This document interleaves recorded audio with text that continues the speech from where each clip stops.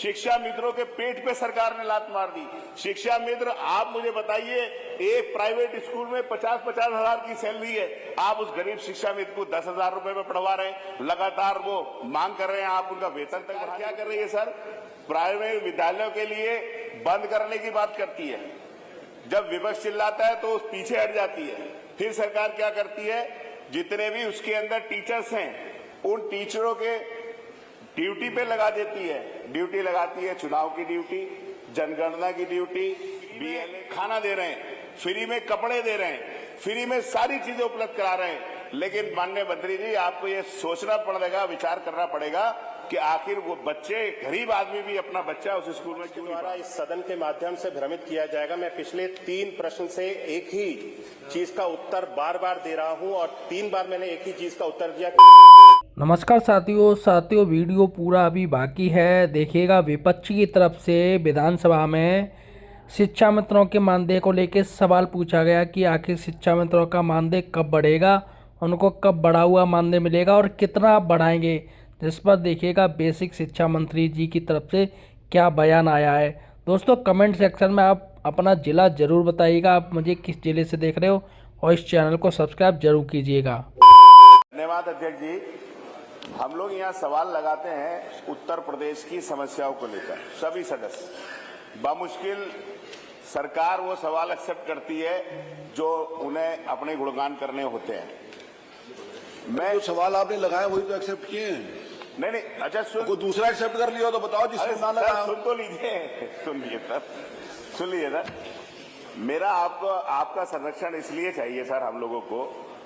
अभी मंत्री जी के जवाब के अंदर मंत्री जी ने लिखा है, प्रदेश के स्व-वित्त पोषित प्राथमिक उच्चतम विद्यालयों के शुल्क निर्धारण के नियम हेतु अधिसूचना 1891/79 B181 के 10/18 एक उन्होंने उसका वो दे दिया अधिसूचना का। मेरा अध्यक्ष जी इतना कहना है, ये आपने अधिसूचना जारी की, लेकिन इसका इम्प्लीमेंट हो रहा है या नहीं हो रहा है, आप इस पे कार्रवाई कर रहे हैं या नहीं कर रहे हैं, तो ये सर सदन में जवाब जरूर आना चाहिए।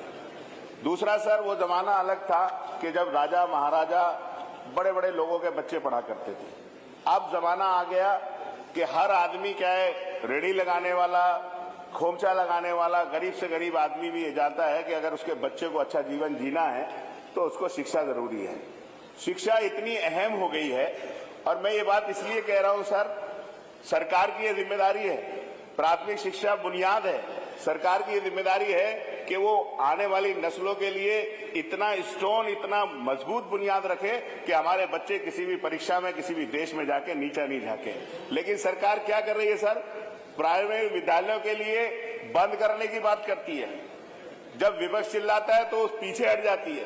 फिर सरकार क्या करती है, जितने भी उसके अंदर टीचर्स हैं उन टीचरों के ड्यूटी पे लगा देती है। ड्यूटी लगाती है, चुनाव की ड्यूटी, जनगणना की ड्यूटी, बीएलए की ड्यूटी, पशु गणना की ड्यूटी, चुनाव की जितनी ड्यूटियां हैं सब टीचर लगाते हैं। तो सर आप मुझे बताइए, जब टीचर सारे काम करेंगे तो बच्चों को पढ़ाएंगे कैसे?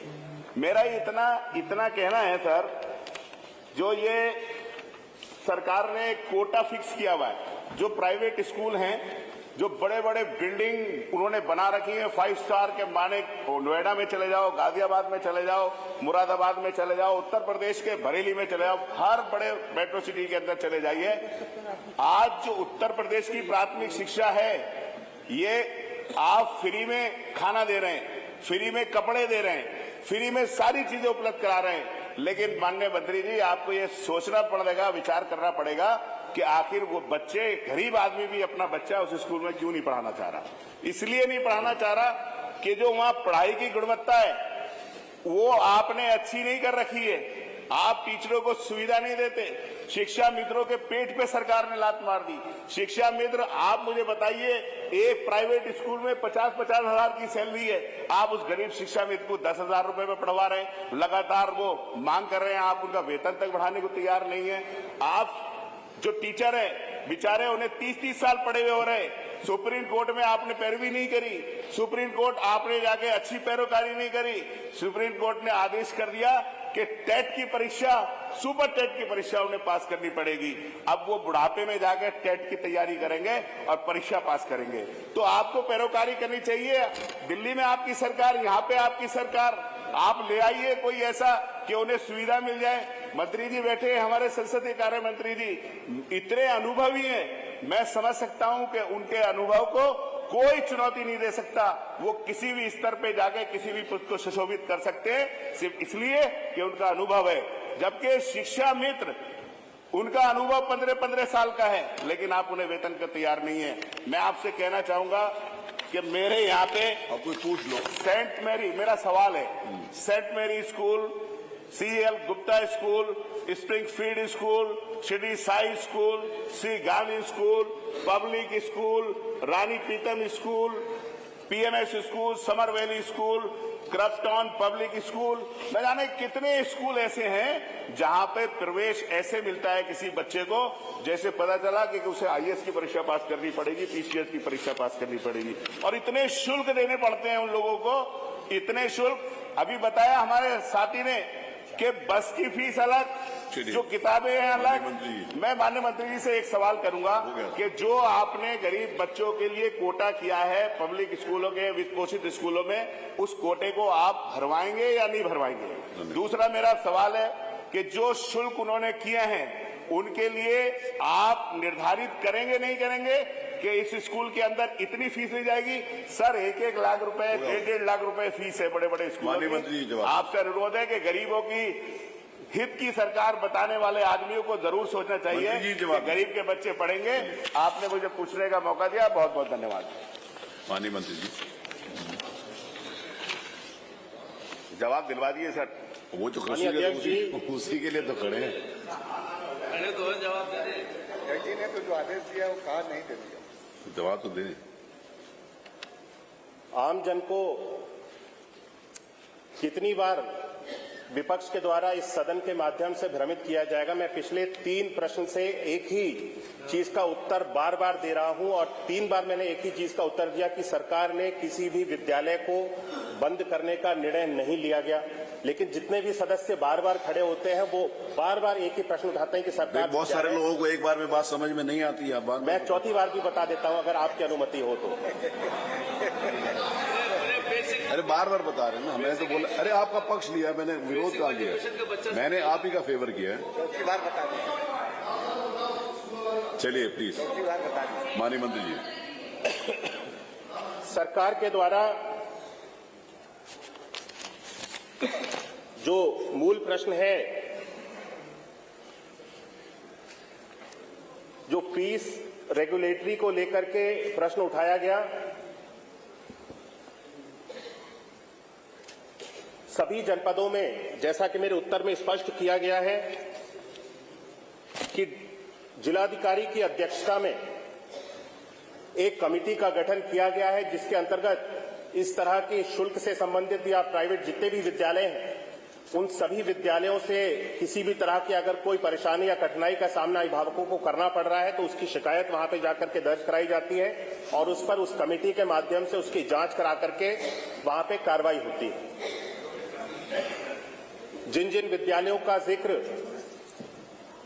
माननीय सदस्य ने अपने प्रश्न में किया है अनुपूरक में, अगर इन विद्यालयों के संबंध में उस कमेटी में कोई शिकायतें दर्ज कराई गई होंगी समस्त सभी विद्यालयों के संबंध में, तो उसकी जांच करवा करके मैं जिलाधिकारी को यहां से निर्देशित कर दिया जाएगा कि उस संबंध में जो भी शिकायतें प्राप्त हुई हैं उस पर कार्रवाई कराई जाए। मैं अवगत कराना चाहता हूं कि इस हर एक जनपद का तो मेरे पास में डेटा भी उपलब्ध नहीं है, लेकिन इस कमेटी के माध्यम से जनपद संभल में पुस्तकों की शुल्क अधिक वसूलने के संबंध में माननीय सदस्य ने प्रश्न उठाया था। 33 विद्यालयों पे अधिक पुस्तकों के शुल्क वसूलने की वजह से 33 विद्यालयों में जनपद संभल में इस कमेटी के माध्यम से कार्रवाई कराई गई और वहां पे जो शुल्क वाकई में वसूला जाना चाहिए था उस शुल्क को निर्धारित करके बच्चों को उनके हित के लिए प्राइवेट विद्यालयों के ऊपर लगाम लगाई गई। इसी तरह से जनपद गौतम बुद्ध नगर में भी कुछ विद्यालयों के संबंध में ट्यूशन फीस को अधिक वसूलने के संबंध में जानकारी प्राप्त हुई थी। मैं विद्यालयों के नाम नहीं लेना चाहता हूं, लेकिन उन सभी विद्यालयों में जो अधिक ट्यूशन फीस वसूलने के शिकायतें प्राप्त हुई, उस पर भी लगाम लगाते हुए ट्यूशन फीस को रेगुलेट किया गया इस कमेटी के माध्यम से, और बच्चों की जो फीस थी उसको निर्धारित कर जो होनी चाहिए थी उसको करने का निर्णय सरकार के द्वारा लिया गया और इस कमेटी ने उसको पूरा किया है। जहां तक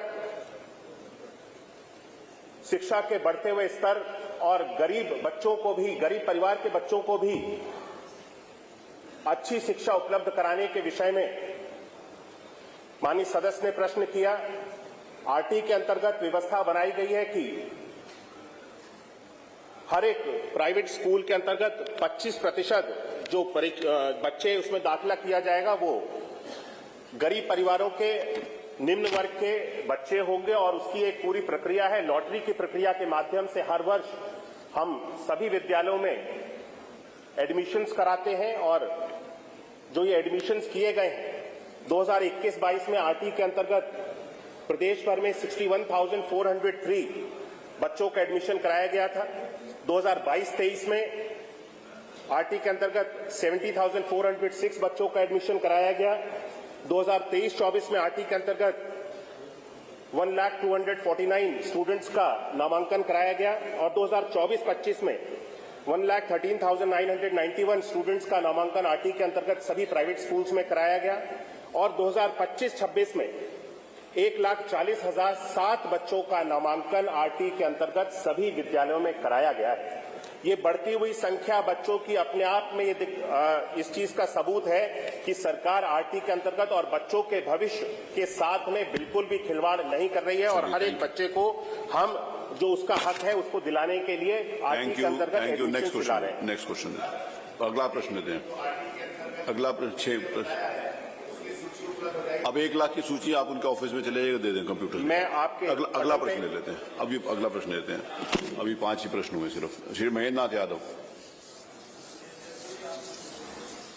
तारांकित पर पूछने का अवसर दिया, उसकी सूची आपको मिल जाएगी। माननीय मंत्री जी, 1 लाख की सूची इनको दे दीजिएगा। 1,40,000 की सूची उसमें पेन ड्राइव में दे दीजिएगा, और फिर आप 1,40,000 को कंफर्म करके बताएंगे कि हुए कि नहीं हुए।